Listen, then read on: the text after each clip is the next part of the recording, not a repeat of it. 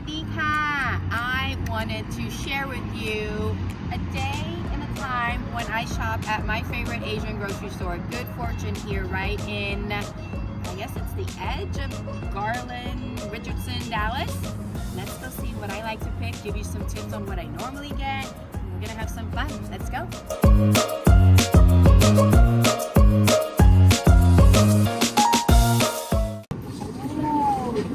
Okay, this is something really new. As maybe a year or two ago, we started having mango seeds. It definitely, I can tell it came frozen. They're hard, old. They do taste pretty good, so every now and then I will buy them. Today they are $12.99 a pound. This is about a pound and a half, maybe even two. So I'm gonna pass, but let's go see what else we got.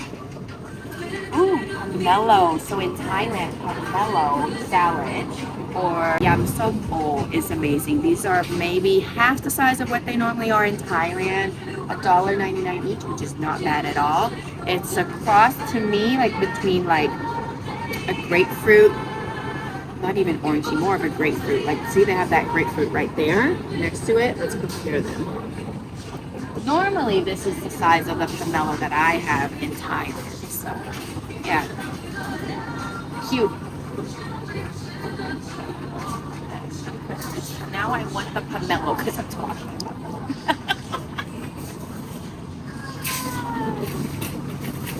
Oh, I'll buy one. How do I pick them, right? Some softness to it, but nice clear, clean skin. If it's a little soft, I know it's probably a little bit more juicier, so this is the one I'm gonna go with. Let's see what else we got. Ooh, I know you've seen jackfruit. Here we go. This week only, it's 99 cents a pound. This is like maybe 10 pounds. Don't get confused this with durian. It is not. Durian has those bigger spikes, half the size, and there normally should be green. This one is kind of going bad. It's a little moldy, but I'm sure inside's fine. They do a really good job at really picking away their produce to make sure that it's still nice and fresh. So that's why I love it here. You'll come here in the morning and they'll be like the grandmas picking all the ugly stuff that they wouldn't even buy. Everything looks like nice and clean and green. It's really amazing. Okay, this is a must, especially for my filmer here. She is currently pregnant. I don't know if I should be sharing that. Coconut. Young coconut. They have them in two ways. I like this one because it's like, you know, you just poke and ready to go. These will keep longer in your refrigerator, 2-3 weeks even. I tried that. I'm gonna go with this one. It is the vitamins are in coconut. So it's really good. In Thailand, I remember when you're pregnant, they're like, you need to be drinking coconut milk and coconut water. This is coconut water. Nam Mapao every day. It keeps the fluid inside clean. Yeah. This is so fun today because they have all the fruits. This is rambutan or ngok in Thailand. Okay, I want to show you the difference. This is king oyster mushroom. This is what normal oyster mushroom looks like. So you can see the difference. Flavor profile very similar.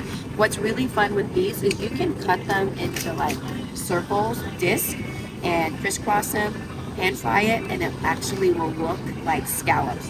Scallop imitation for my vegan vegetarian eats. The fresh ones are actually bright red with green spikes. They're soft spikes, and so that's why I know like these are not like super fresh. They probably came maybe frozen. I haven't looked into how that comes. A lot cheaper.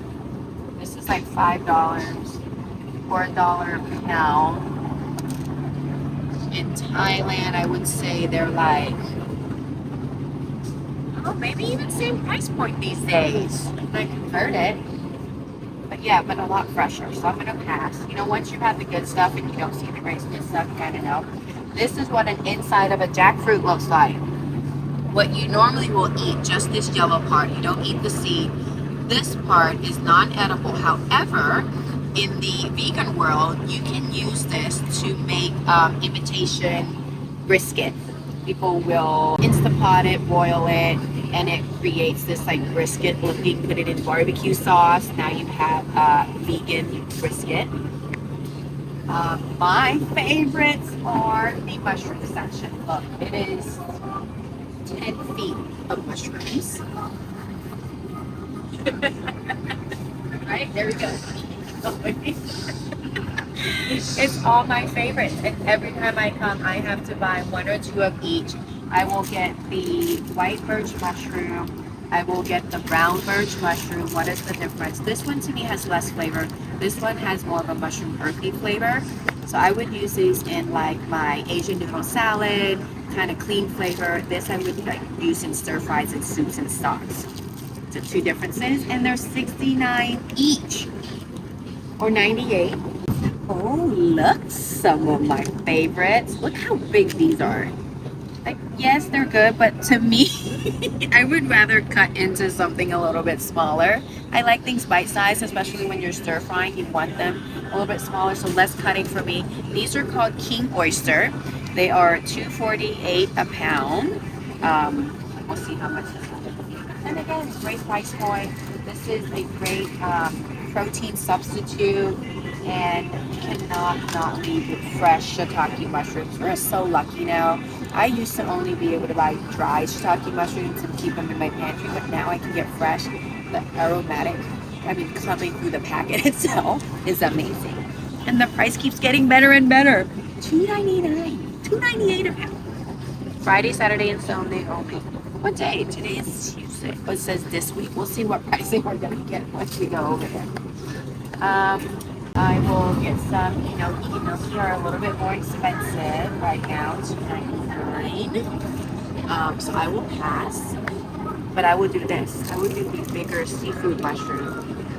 They're just thicker. So they're almost like the longer version of these, so I get more beef. I love the sweet cabbage. You see how what I was talking about? These come a lot bigger, but the grandmas have already picked, and they feature they all look good. And I just love having this for soups and stir fries, and has that sweet note to it. Adding that, not always, but most of the time I will grab some Thai red chili. Today, 44 cents a pound? No, $7.99 a pound. They're not cheap. You can't use them all, which I can. I will start to have a lot of this in my freezer. One more mushroom, black fungus. Weird name, right? They're actually called hetunu in Thai. In English, I'm blanking out. It will come to me. But it's just funny to me that they call it black fungus. Mushroom is a fungus, right? And it's black. Something wood ear mushroom. That's what it is. Okay, now that I've got my chilies, my mushrooms that I will keep in my refrigerator. Some fresh malanga. Definitely, I need some. I use this for my soup base, my tom yum, my tom kha. Kha means galango in Thai. To me, they're missing an L at the end. It's now called galangan today. Not cheap. If you don't use it all, slice them up in the sizes you want and keep them in the freezer and bring them out. But when you get fresh, it's great. I would just steep it and drink it as a tea. It's beautiful. It is Ginger's spicier sister. If you have seen a lot of my reels, I talk about that a lot, especially in my cooking classes. I do that as well. Yushu tips. I want that. Maybe this is pakana or yod pakana. Yod means the tip, and the tip is more of the younger version. It doesn't have the big stems. It is a lot softer in texture. You don't have to peel as much, less work. It is a little bit more expensive. It's $1.98 today, but I use this in the most famous dish is pakana mukot, which is a stir fry with pork belly. Or in pat siiu, which is the stir-fry noodles with the black soy, some of the veggies, garlic. Oh, this is never ending, guys. This is the section I do spend the most time in, and I would just go through, get everything I need, and have it for the week and what I'm doing. What is this? You must know this. Put it in the comments. I'm not even going to tell you what it is, because you're going to have to tell me. In Thai, it's called pad thai. In English, you tell me. Has a citrus smell. Look how fresh. If you are going to use this, I like to using the smaller ones. Peel the outside, You slice them in 2-inch if you're steeping them in soups and stocks. If you're going to eat them in salads like we do in Thailand, you would really finely chop it so it becomes edible. We cannot have a Thai kitchen without garlic. I do buy peeled garlic. I'm sorry, I'm a little bit lazy. I don't like to have the garlic smell in my nails. I will buy peeled. I don't always have them chopped. I don't buy chopped or the ones in the oil or the water it is, but this is the way I would go. They still have a lot of this at home, so I'm not going to go ahead and buy that. I'm going to keep it here. I do love always to have Chinese celery. Chinese celery is a lot more herbaceous or a lot more flavor to it than American celery. It is skinnier to me, as you can tell, a lot flimsier. It's not like super thick. This for stock, we don't necessarily eat them like Americans do, like fresh, dipping in ranch dressing. We will use it as a stock base. We will stir fry it in dishes, and that's how we use it. Okay. There's a lot more to see. Do I need to go in all of these? Maybe one more interesting thing, because they are really beautiful today. Banana flower, huapli. Huapli is normally most commonly served on the side of pad thai. I don't love it. It gives it that bitter taste. You will peel the outside, use the inside. Another common way that my husband loves to eat this is as a yam huapli, which is a salad. You will toss it in with, you know, all the goodies, the citrus, the lime, the fish sauce, but also nam prik pao, which is that chili jam or chili paste that I love to talk about. Again, not one of my favorites, but it is a really, really popular dish in the Thai community. This might look weird to you, but it is our little fermented cabbage section.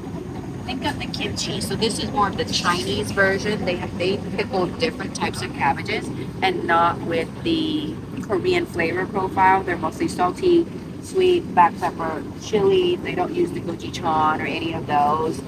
They're just different. They're good. They have all those good probiotics. If you want some, try some. We love to put them in, it's not soups and stocks, but jok or khao tom. We eat it with khao tom rice porridge. It is a common rice porridge condiment. Seaweed at the end here. Fresh. Oh, okay. Basil.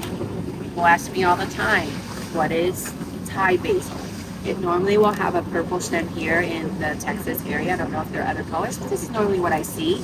The leaves are much more fragrant, more spicier than the sweet basil, and this is what you're going to be looking for. And look, you get all this for $2. In American supermarkets, you might get like 1/10 of this for like $3. So think about that. It's totally worth the trip to come and get some basil.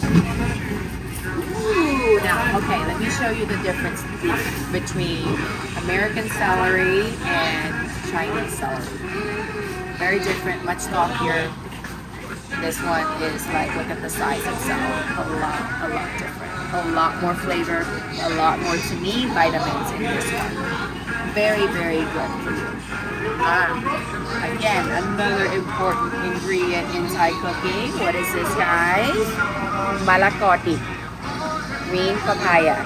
For all of your papaya salad, this is what you want to buy. And these are beautiful. They're new, because how can you tell? There's not a lot of mold happening yet. They're so nice and fresh. It is beautiful.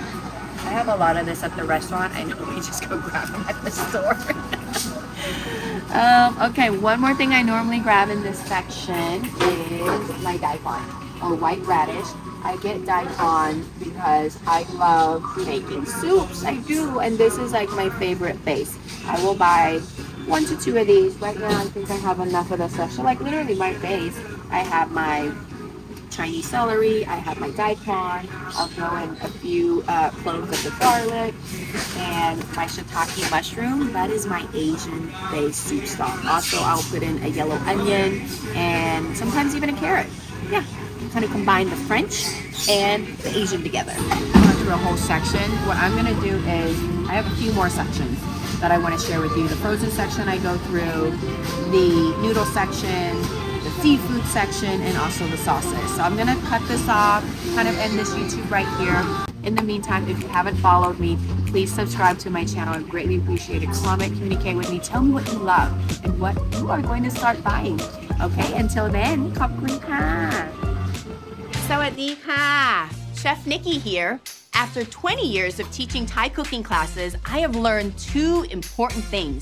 People adore Thai food, yet many find it daunting to prepare.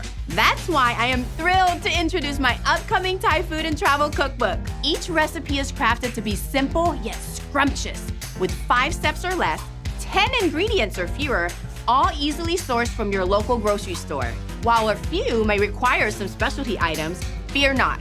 I'll guide you to where to find them. Get ready for 53 easy, yummy recipes that will feed both your body and your soul, including favorites like pad thai, fried rice, red curry, pad khee mao, summer rolls, and tom yum soup. I mean, I can go on. Explore Thailand through captivating photos and dive into my personal journey as an entrepreneur, chef, mother, and wife. Pre-order today for exclusive VIP bonuses. ขอบคุณค่ะ